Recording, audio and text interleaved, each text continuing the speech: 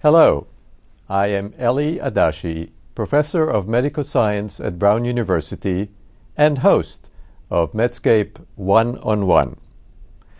Joining me today is Dr. Nan Hayworth, an ophthalmologist by training, who is presently serving as the representative of the 19th Congressional District of the state of New York. Welcome. Thank you, Doctor. Thank you. What a privilege it is for me to have you on our programs. Entirely mine, but thank you. These days, it's almost impossible not to launch the conversation without reflecting on last week's Supreme Court deliberations. Yes. I am certain our viewers would be thrilled to hear what a seasoned observer such as yourself might be thinking about what transpired, what could potentially follow, and what it would mean ultimately to the healthcare system that you know so well. Yes. Certainly, interestingly enough, my observations are made, yes, from the congressional perch, which informs thoughts about the consequences of the decision. We don't have, as you might well guess, we don't have any inside track as far as the Supreme Court's deliberations per se, but I anticipate that they will find the individual mandate unconstitutional. And then, of course, the more exciting question and the pressing question is what happens to the remainder of the law? Is it severable? Will they rule the entire law void, if you will? I think it's 50-50. That I think the mandate will go. I don't see how the Commerce Clause can be stretched to that degree. Certainly people like me, and I'm not alone, we do have some Democratic colleagues who feel similarly, although primarily this is the House Republican majority, as you know, feel that the Affordable Care Act has worthy goals that we should honor, but that as a law it is damaging to us and does need to be replaced. And the exciting question obviously is how do we do that? Right. And we are thinking about those things very vigorously in the House, as you might imagine. So the sense you convey is that there may be elements in the Affordable Care Act that perhaps both sides of the aisle could embrace. Maybe we could cover at least one of those that comes to mind as an element of the bill that could actually be a focus of agreement. Well, most of us, I think, like the fact that the law acknowledges the need for everybody, I think, lauds the fact that we recognize that everybody needs to have affordable, portable health insurance and to have access to good, affordable care.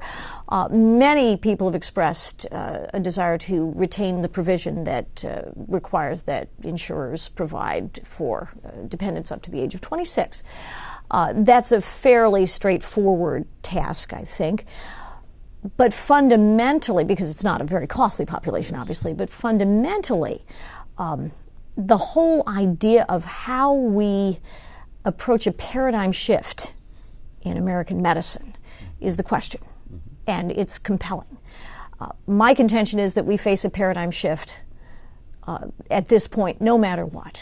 The Affordable Care Act was essentially an attempt to introduce a mechanism very much like the National Health Service in Britain to map that onto the consumer landscape that is American medicine. We have, and I would contend, we have a very different medical culture in the United States, Doctor, and I would love to hear your point of view on this because that's certainly been mine. No, I believe we need an American solution. What it is, perhaps, is elusive, but I agree with you. Yes.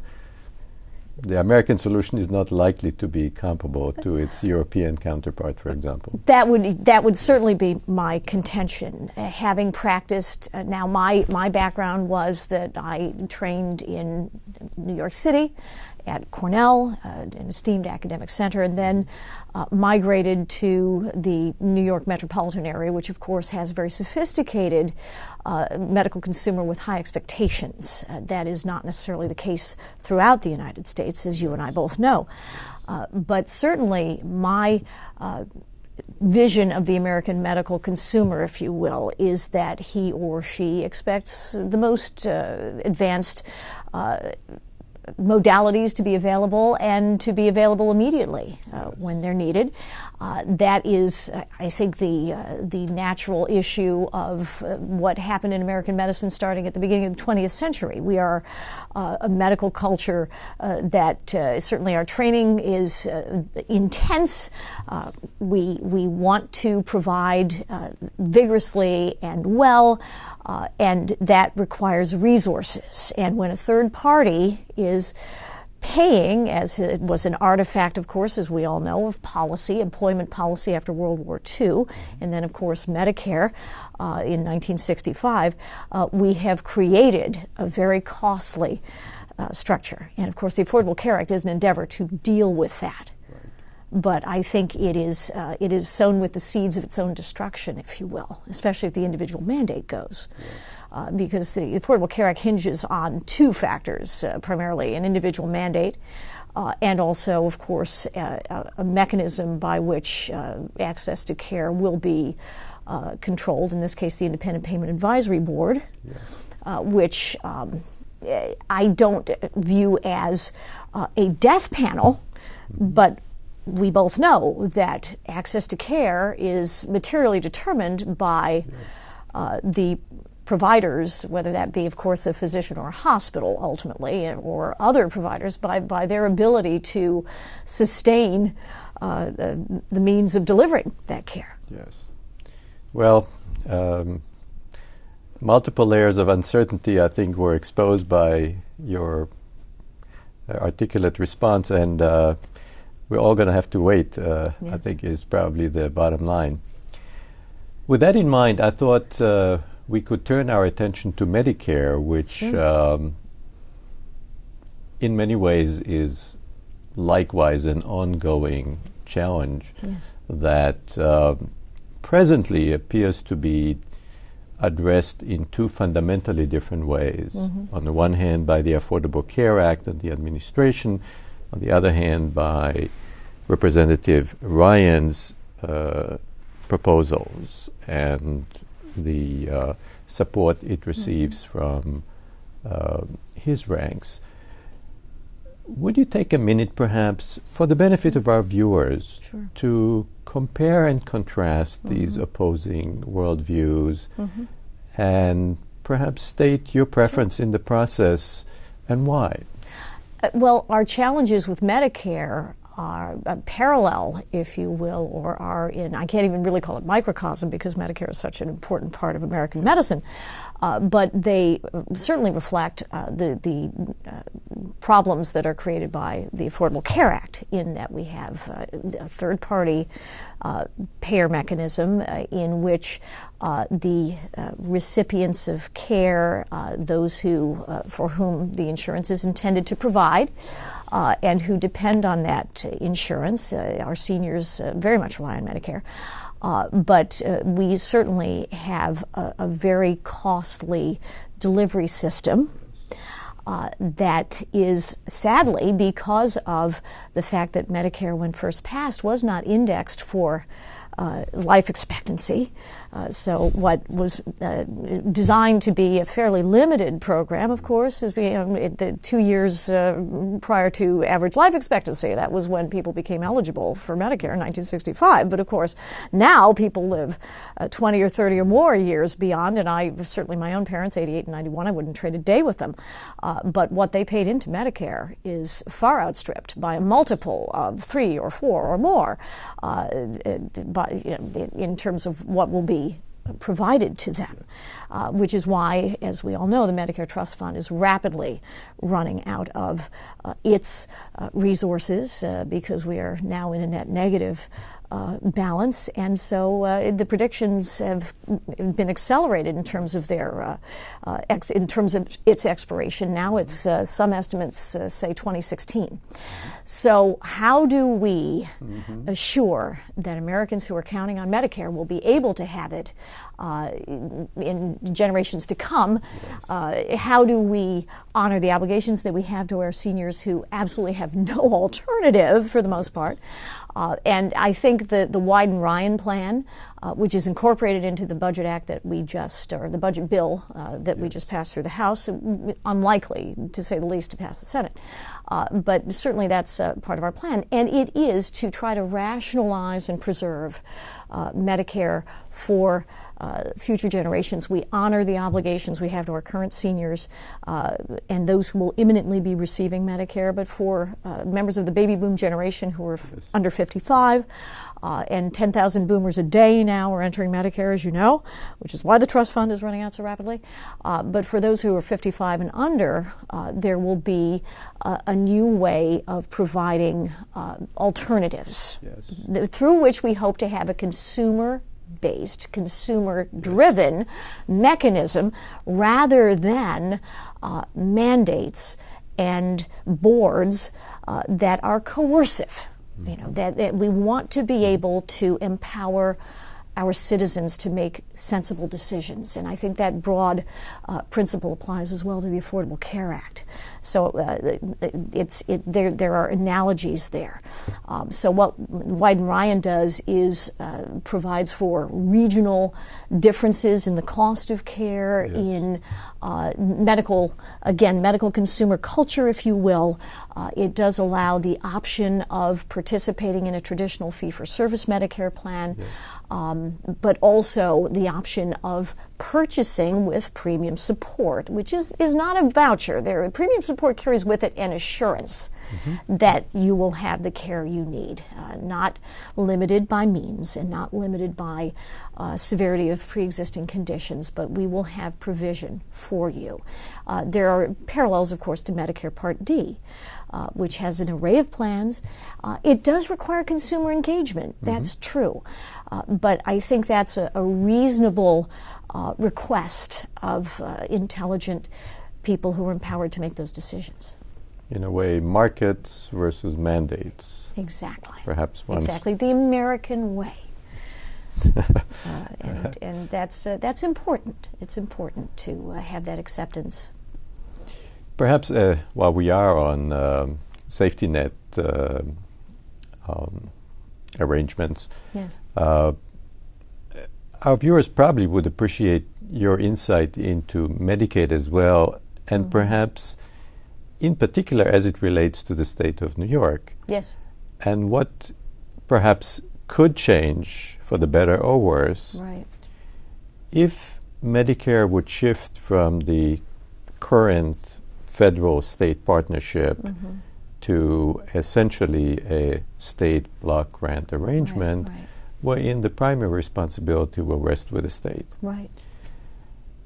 There must have been examples in the past in New York where times may not have been as good as they could have been, and one perhaps could learn something from those examples as to what would transpire in the future in a state such as New York if we were to switch to block grants. And that's a possibility. Well, it is, Doctor, and as you know, the Medicaid reimbursement structure, the Medicaid menu of services, the way in which the states require individuals, communities, counties. In New York, of course, there are heavy burdens on our counties in particular to participate in the cost of Medicaid. So every state varies, which is why one of the at least theoretical virtues of a block grant system is that or a block grant arrangement is that it streamlines the federal role. So presumably we're saving on bureaucracy. We're allowing for every dollar, as we should with Medicare, to be sure, allow every dollar that we can to flow into care. But of course, it also means that for a state like New York, which has built up a very heavy Medicaid structure and an enormous menu of services, more so, I think, more generous and more costly than that of any other state. And right now, they, of course, have a federal match for that. They've been incentivized to have a federal, to do more because they get a federal match. So for a state like New York, it's a problem, and it's a problem for our hospitals. I've heard about that in a certain amount of detail, and I'm sure I'll be hearing more. And I hear from our counties. I talk with our local government officials too, and I also talk with our providers, who are very worried about being able to care for the neediest among us. And that's the crux of the issue, really, is how do we allow that lofty and virtuous goal to be fulfilled? We do want to provide for the neediest among us. On a smaller budget. Without Phil Gramm from Texas, the senator now, of course, retired, but has referred to the analogy of pulling along a wagon, and your friend who really can't walk alongside you, you want to pull along the wagon, but it becomes hard when we all want to get into the wagon. So, somewhere finding that level of restraint, it's hard when you have pre-existing structures. Yes. But if I may offer, and this is a model I'd like to see applied when we think again, sort of looping back to the Affordable Care Act, I think we try to look for models. Where is there a consumer-driven mechanism that works? And I think we can look to the state of Indiana. And Mitch Daniels, who is a governor Republican and a Democratic legislature, at the very least a mixed legislature, and he's had a Democratic majority for a amount of time, put together a program called Healthy Indiana, which funds health savings accounts for the state's Medicaid recipients with state funds. Now, they happen to pay for them through a cigarette tax. Any state can do it any way they want, but that's the way they do it. And then they allow an easy mechanism for state employees to fund their own health savings accounts through pre-tax dollars. And what they found is that the people who hold these accounts have dealt with them intelligently. No one can fall through the cracks. Most of them buy catastrophic insurance, not what Milton Friedman termed very costly prepaid health care, but catastrophic insurance to cover the big expenses. They pay for routine care, diagnostics, pharmaceuticals, etc., out of their accounts. And it's been very well received. Voluntary participation by state employees went from 4% originally about 4 years ago. Now it's over 90%, if I'm not mistaken. And the states saved tens of millions of dollars. So have the account holders. It's a model that could work across the country. So Indiana may have crossed that bridge or has begun to do so. Exactly. While other states may well have to follow. In a nonpartisan way, yes, sir.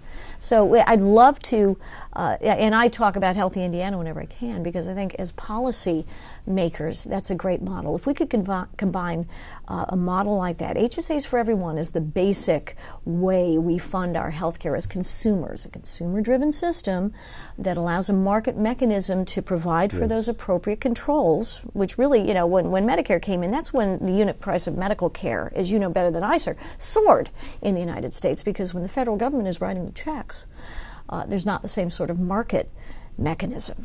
And it doesn't have to be a deprivation. It's not. It's just a way of making sure that things fall into place naturally.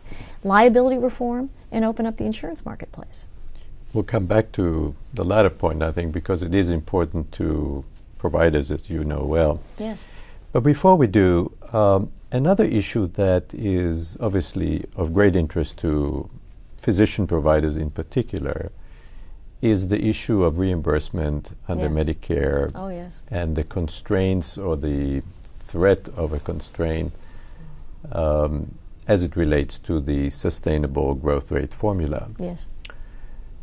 As one who has by now had a ample opportunity, I'm sure, to both observe and digest some of the lessons that have already been learned, what could you say to our viewers with respect to a likely solution, timing of such? Where is this going to go, and what should we be looking for?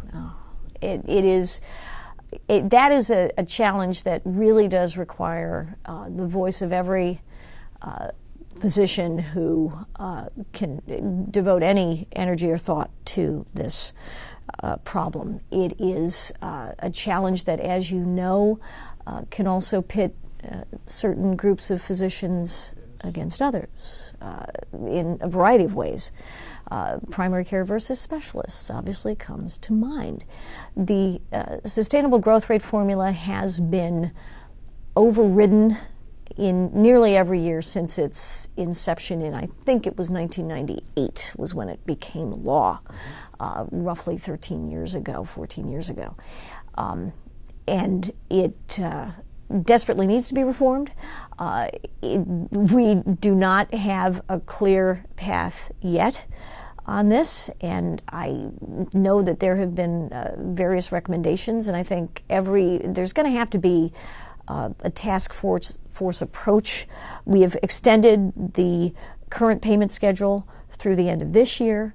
I would love to see action taken before the end of this year. The likelihood of that happening, Doctor, is slim to none, probably, until we know what the composition of the next Congress and administration will be. Because the question obviously is, how do we accommodate the needs of our patients and those who care for them? We talked about it at the beginning of our conversation, but access is determined by reimbursement schedules to a certain degree. It's not necessarily a one-to-one ratio, but a lot of the reason it's not one-to-one is because there's a certain amount of cost shifting that we've been able to do in practices of all different sizes, as you know. It is a painful problem, but one that we can't avoid. So difficult and not likely this year would be probably one way to sum it up. Exactly, and that is a very unsatisfactory answer, I recognize. But I do think that we're going to have a task force sit down with representatives from all the different physician sectors, specialists, primary care, academic hospital-based physicians, private practice, multi-specialty groups, all of them, you know. I don't want to lose our earlier train of thought with respect to liability reform. Here again, I'm sure providers are keen to hear from any legislator, especially a physician-legislator. What could be in the cards? When could it be in the cards? Or is it even a national issue? You might subscribe to the view that this is more of a state-driven solution, and some do. Mm-hmm.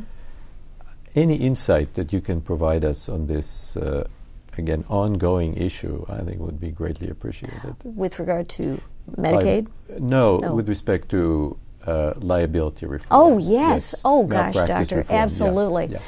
Yeah.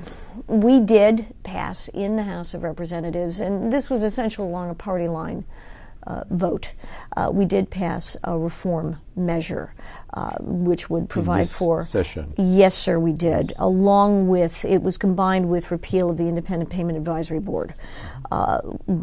And we voted in favor. It was all a Republican vote for liability reforms to be begun, at least nationally, including caps on non-economic damages. That was a prominent feature.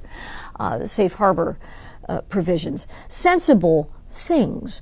Politically, it is extremely difficult. There are relationships in terms of the liability. I don't want to use a pejorative, but the liability industry, if you will. We do need appropriate protections, obviously, from malpractice, from harm. We need recompense when a genuine injury has been committed, if you will. But there are far less costly mechanisms that I think most Americans could embrace, and I think there are institutional barriers that we absolutely have to overcome, and the only way we're going to overcome them is with political pressure. And I know, as having served as a case reviewer for New York State's Office of Professional Medical Conduct, that there are far less costly ways of administering those consumer protections, those patient protections, and of identifying and removing from practice, if need be, those who cannot observe appropriate protections. Thank you. We're going to close perhaps on a personal note, if you'll permit us. This has flown by. And really briefly ask, what and when, or when and where, perhaps, did you make the all-important decision to embark on public service, having started your career as a dedicated professional, but at some point obviously moved on? Maybe a few comments on how that happened and the central events that drove that transition. Well, thank you, sir. That's a marvelous question. I practiced for 16 years as an ophthalmologist and was delighted to do so and considered it a gift and a privilege. I was in a solo practice and then in a multi-specialty group in Mount Kisco, New York. And I retired from practice actually in 2005, well ahead of my congressional service, if you will, in deference to motherhood. And so there are all sorts of parallels that some of your listeners may be thinking right now. It was my husband's also a physician. He's a physician executive, and our children needed more time from one of us, and we were both absolutely dedicated to our fields, as we should be. Not that we weren't dedicated to our children, but, you know, life's necessities come to play. So I actually stepped out of practice in 2005, was at home with our sons for 2 years, still active in OPMC in New York State, case reviewer, and doing various things. In 2007, I returned to working outside the home. The boys were older, and I was a medical director at a communications company. And the 2008 election cycle was as it unfolded. I was the resident voice in Manhattan among colleagues who tended to lean left of the fiscal conservative, and I was cutting my rhetorical teeth on what became, when the results of the election were established, became a calling, if you will, to observe and honor and promote, with the background that I do have, the cause of individual liberty that I felt was threatened by well-meaning but really dangerously costly acts of the administration and Congress. And it was that passion to preserve what is quintessentially and irreplaceably American, but not merely because it's American, but because we have had privileges and opportunities that no other society in history or in the world has had, that no other citizens have had.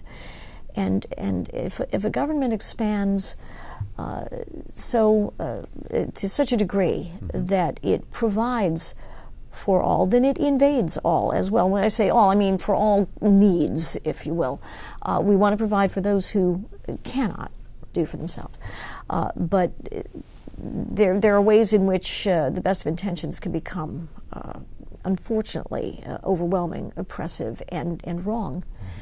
So that drove the campaign, and and there you are. Yes, sir, and I view so many parallels with medical care because I have to listen to my constituents. I have to understand their problems, just as I did in medical practice. I have to care about them primarily. It's not about me, it's about them. It's about the citizens I serve, and I have to craft solutions with them that they can apply effectively in their own lives. Thank you. Thank you. On that note, sincere thanks to Representative Hayworth and to you, our viewers, for joining Medscape One-on-One. Until next time, I am Adashi.